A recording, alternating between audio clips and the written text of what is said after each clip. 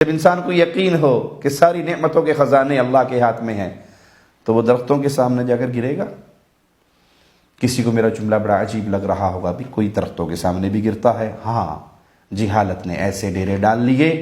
لال شہباز قلندر صاحب کے مزار پر لال باغ میں ایک بہت بڑا سوکھا ہوا درخت گرا ہوا ہے، جس کے بارے میں مرید کہہ رہے ہیں یہ پیر جی کی مسواک ہے۔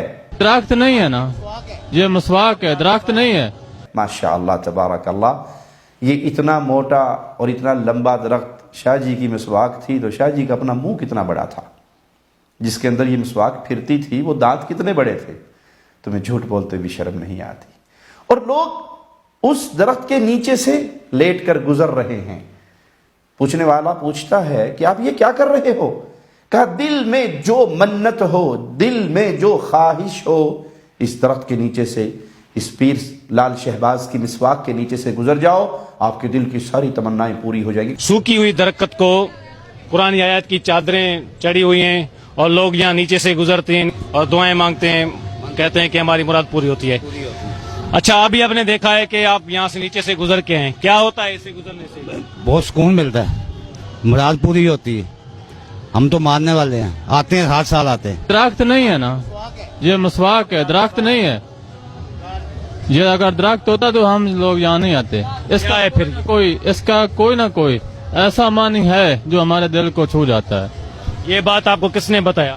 یہ ہمارے جو ہیں بڑوں نے، ہمارے ماں باپ اور دادا پردادا یہاں سب آتے ہیں۔ ابھی یہ جو لوگ نیچے سے آ رہے ہیں، گزر رہے ہیں درخت کے نیچے سے، کیا ہوتا ہے اسے؟ اس سے ہر کسی کی اپنی مراد پوری ہوتی ہے، جو دل کی تمنا ہوتی ہے۔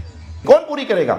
لال شہباز پوری کرے گا یا یہ درخت پوری کرے گا؟ لال شہباز بھی مردہ ہے، مر کے ڈیڈ باڈی ہو کے قبر میں دفن ہو چکا ہے، اس کے اپنے پلے میں کوئی اختیار نہیں ہے سمجھانے کے لیے، چھیڑنے کے لیے نہیں، طنز کے لیے نہیں، درد دل سے آپ کو وادی توحید کی طرف بلانے کے لیے کہہ رہا ہوں۔ اگر لال شہباز پیر جی مرنے کے بعد کوئی قوت رکھتے ہوتے تو اللہ کی قسم کم از کم اپنی طہارت خود کرتے، اپنا استنجا خود کرتے، اپنے کپڑے خود اتارتے، اپنا کفن خود پہنتے، وہ دو بندوں کے محتاج نہ ہوتے کہ کینچیوں سے کاٹ کے اس کا لباس اتارا جائے اور پھر اس کی طہارت کروائی جائے، پھر اس کو وضو کروایا جائے، پھر اس کو غسل کروایا جائے، پھر اسے کفن پہنایا جائے، پھر چار کندھوں پہ اٹھایا جائے، پھر قبر میں جا کے اتارا جائے۔ اگر وہ کچھ کرنے کے قابل ہوتا، آپ کے دل کی تمنائیں پوری کرنے کے قابل ہوتا تو کم از کم اپنا استنجا تو خود کرتا۔ جو یہ کچھ نہیں کر سکا وہ آپ کے دل کی فریادوں کو کیا جانے؟